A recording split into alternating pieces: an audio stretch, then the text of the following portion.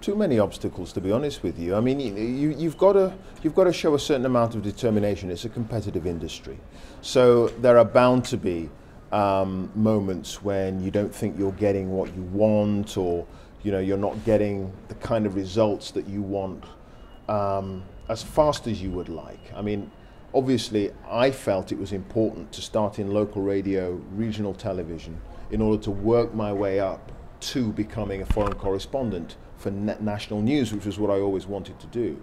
And of course, there are going to be moments when you're in local radio and you're going to feel frustrated because you're doing something that isn't Tiananmen Square or the latest big war in Bosnia. But you've just got to keep pushing and keep working and hoping that at some point you do end up getting what you want. If you appear on the TV in a predominantly white country and you're black, then viewers might instinctively see your color first and not necessarily see you as a journalist ahead of that. Your color is very influential. And what I wanted to do was to cover a range of stories that showed that I was versatile, that showed that I wasn't going to be defined by my color because I simply cover stories in Brixton or whatever. So for me, it was important to do a range of stories so that when a viewer sees me outside the White House or in Japan, they can believe what I'm saying. They're not thinking, oh, there's a black guy in Japan. That doesn't make any sense. So it was important for me to cover a range of stories when I started out, not just cover so-called black stories. And I'd like to think now that if the public sees me in the Middle East, or they see me in Washington, or they see me somewhere where you might not traditionally see a black reporter, that they don't think that's weird, they don't think that's strange, they just accept me as a good journalist.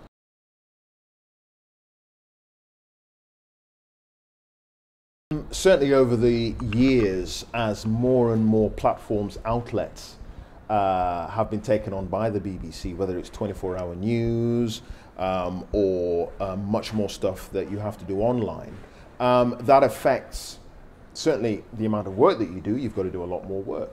But it also, I think, on occasion can affect the quality of the work because you're doing so many other things, and it's difficult to focus 100% on creating a really good, well-crafted TV piece if you're also having to think about the radio and about online and about on-demand at the same time. And of course, we've got two 24-hour TV news channels, BBC World and the News Channel, and of course there is Radio 5 Live and the World Service as well. So, there is a lot that an individual reporter potentially has to do on a big story, and I think it can affect the quality of the work.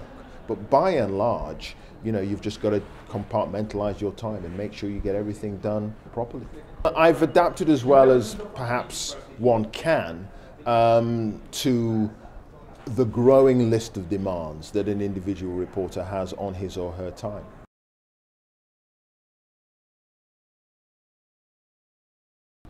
There is a demand. There is a sense that it's something the BBC should be fully engaged in. Remember that this is a corporation that is here to serve the whole of the United Kingdom, its regions and its communities. So it's got to be representative of the audience that it's broadcasting to. And it isn't good enough that the BBC only has a certain number of Afro-Caribbeans or Asians or women to a degree. That has to be improved, and the BBC is trying to do that. Well, Tony Hall has made it clear that he wants to see better ethnic minority representation for all the reasons that I've just given. So they are setting aside money for more diverse productions in terms of drama and comedy and that kind of thing. There's also a mentoring program for future ethnic minority leaders within the corporation, senior producers and editors and so on, that is also being talked about as well. But at the end of the day, it's all very well having lots of training initiatives because there's a perception perhaps that the black talent that's out there needs more training. In fact, what a lot of that black talent or Asian talent needs is a break. You know, literally they need a foot in the door and need to be allowed into the corporation in order to show what they can do. So I think there needs to be a little bit more emphasis on that really at the selection process stage. I mean, I'm not in a particular position of influence in terms of being able to do that myself. I mean, I'm just a presenter, reporter. But I can certainly point people in the right direction in terms of, you know, the kinds of things that would make their CVs look attractive to an employer within the BBC. And I can also, in my own humble way, suggest ways that, you know, they can go about trying to apply to the BBC. From my humble position, that's pretty much all I can do.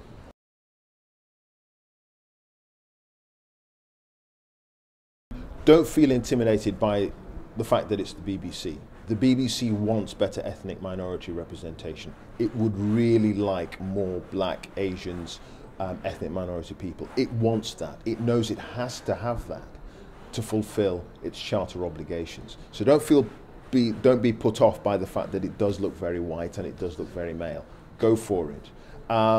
There may be challenges further down the road, but if you are determined enough, and crucially, if you're good enough, at the end of the day, no one wants to employ someone who's no good at the job. You know, whether they're white and middle class and male, or black and working class and female. You know, no employer wants someone who can't do the job. So you've got to be able to do the job in the first place. And don't think that you're going to get a free ride just because you're black. You shouldn't get a free ride just because you're black. Okay? You've got to be able to do the job. And if you can do the job and you've got the determination, you will succeed. There's no question about that. But I think the first thing is, don't be put off. Don't think, oh, you know, I should really go to Channel 4 because, you know, they've got more ethnic minorities, blah, blah, blah. Don't be put off by the BBC because of that. I mean, it doesn't look good on the outside, but it's worth it once you get in.